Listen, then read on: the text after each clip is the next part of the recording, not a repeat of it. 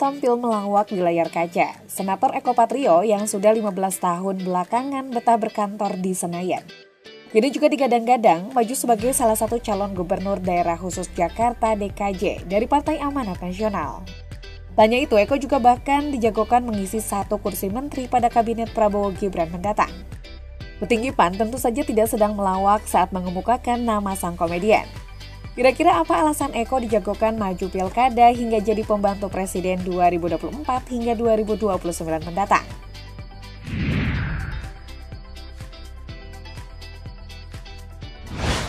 Sekjen PAN Edi Suparno adalah sosok yang menyebut jika Eko Patrio masuk ke dalam bursa calon gubernur. Komedian bernama lengkap Eko Hendro Purnomo itu adalah satu dari dua nama figur PAN yang memiliki kesempatan besar maju pada Pilgub Jakarta 2024. Selain Eko Patrio, nama lain yang disebutkan adalah Zita Anjani, yang tak lain adalah putri dari Ketua Umum PAN Zulkifli Hasan alias Zulhad. Keduanya menurut Edi Suparno bisa diduetkan dengan calon dari partai lain. Belakangan, Eko Patrio juga disinyalir masuk bursa menteri yang akan dilantik di pemerintahan Prabowo Gibran mendatang. Ketua fraksi PAN DPR Saleh Partonan Daulay mengatakan pria kelahiran 30 Desember 1970 itu disiapkan sebagai kader untuk masuk kabinet. Ketua PAN Zulkifli Hasan juga sempat membocorkan bahwa Eko Patrio selain untuk DKJ 1 juga tengah disiapkan sebagai menteri yang akan dilantik beberapa bulan ke depan. Jika benar ke depan Eko sukses terpilih menjadi gubernur atau menteri, maka boleh jadi dia bakal menjadi komedian pertama yang berhasil mencapai jabatan politik tertinggi di tanah air.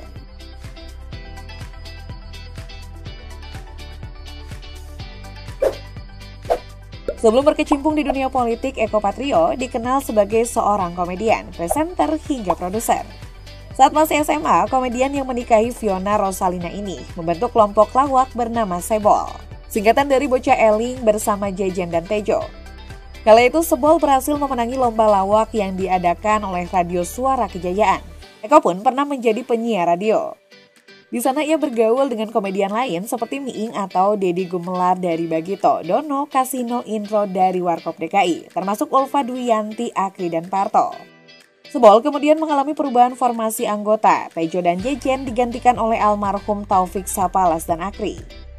Namun sayang grup komedi ini bubar setelah Taufik hengkang. Eko sempat vakum dari dunia komedi namun setelah lulus dari Institut Ilmu Sosial dan Ilmu Politik Jakarta. Ia kembali membentuk kelompok lawak baru bersama Akri dan Parto bernama Patrio pada 1994. Lewat trio Patrio inilah, Eko bersama Akri dan Parto kemudian eksis dan populer setelah mengasuh acara komedi bertajuk Ngerumpi Lewat Banyolan, alias ngelaba yang tayang di TPI atau kini MNC TV sejak 1995 hingga 2008. Lagi eksis dan populer, Eko yang cerdas melihat peluang, kemudian melebarkan sayap perintis usaha di bidang produksi entertainment. Ia kini tercatat menjadi direktur utama di PT Komando Media Televisi, PT Komando Sinergi Media, PT Komando Maestro Kreasindo, dan PT E.3 Komando.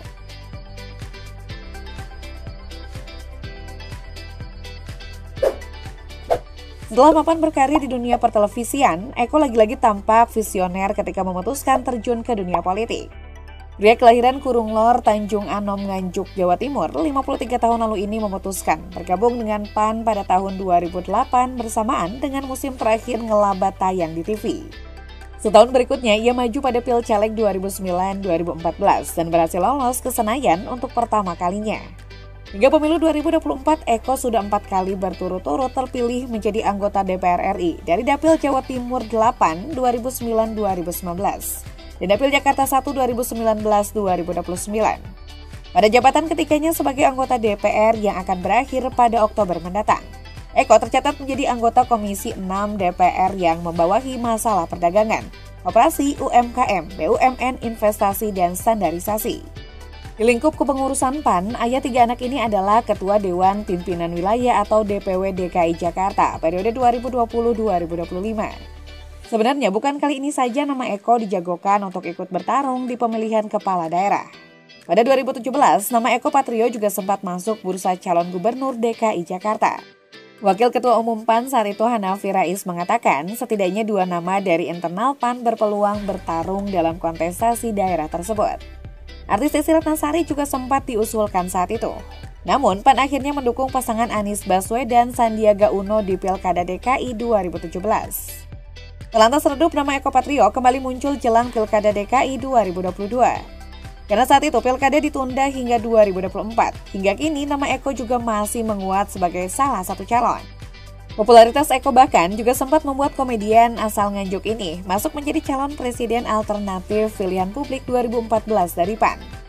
Berdasarkan hasil survei dari Political Weather Station atau PWS mengenai tokoh muda dan alternatif 2014.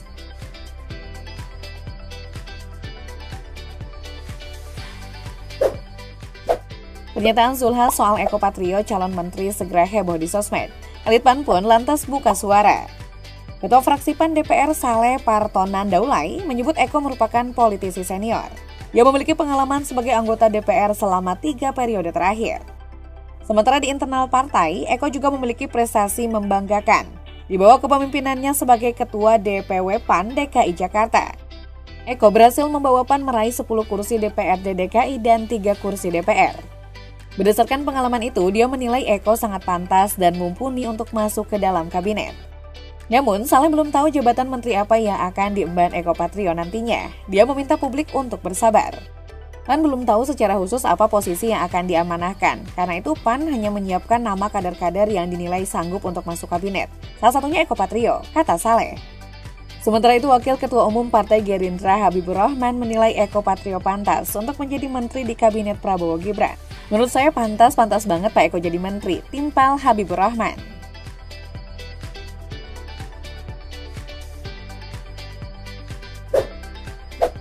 Dijagokan sebagai salah satu menteri kabinet pemerintahan mendatang, membuat suami Fiona Rosalina itu senang mendengarnya.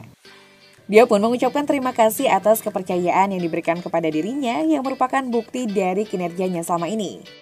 Digadang-gadang jadi menteri, saya mengucapkan terima kasih sama Ketua Umum Pak Zulkifli Hasan. Kerja-kerja kita berarti diapresiasi, kata Eko Patrio. Kendati demikian, Eko Patrio menanggapinya biasa saja dan tidak mau terlalu jumawa dan berambisi. Sebab dia tahu keputusan siapa yang menjadi menteri sepenuhnya berada di tangan Prabowo Subianto setelah resmi dilantik nanti. Partai politik boleh mengusulkan, tapi keputusan akhir ditentukan oleh Presiden. Apalagi Eko menyadari bukan dirinya saja kader PAN yang diusulkan menjadi Menteri Kabinet Prabowo Gibran.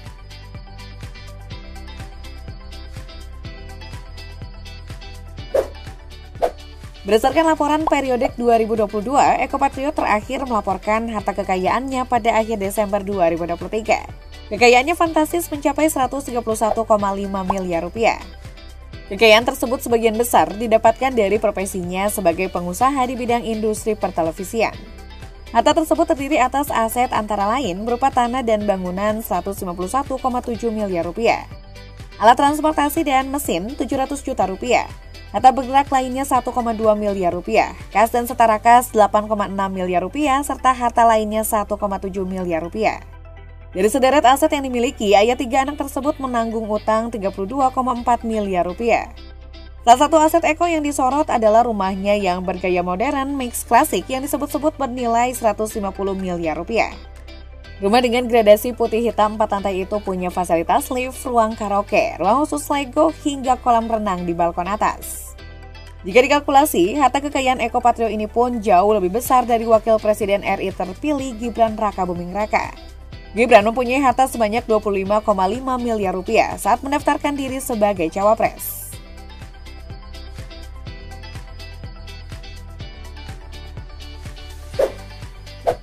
Meski dikenal tajir melintir, namun soal tunggangan Eko Patrio sepertinya tidak tertarik untuk mengoleksi mobil mewah. Alhasil, koleksi kendaraannya tidak terlalu fantastis dan hanya sebesar 700 juta rupiah saja. Sebab cuma ada 2 kendaraan yang dilaporkannya dengan merek dan model yang sama. Pertama ada Toyota Alphard tahun 2003 senilai 200 juta rupiah. Lalu Alphard lansiran 2017 senilai 500 juta rupiah. Kedua mobil tersebut didapatkannya melalui hasil sendiri.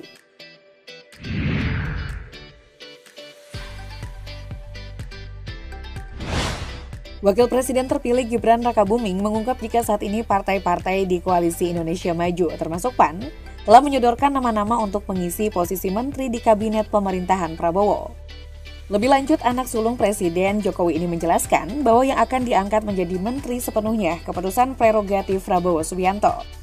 Sekali lagi keputusan berada di tangan Pak Prabowo. Kita tunggu saja, kata putra sulung Presiden Jokowi ini. Gibran menyatakan bahwa penentuan apakah politikus PAN seperti Eko Patrio akan menjadi menteri bergantung pada keputusan Prabowo. Ditunggu saja, ucap Gibran sekali lagi. Menurut kalian sendiri, apakah Eko Patrio memang pantas mengisi salah satu pos menteri? Kira-kira cocoknya jadi menteri apa ya?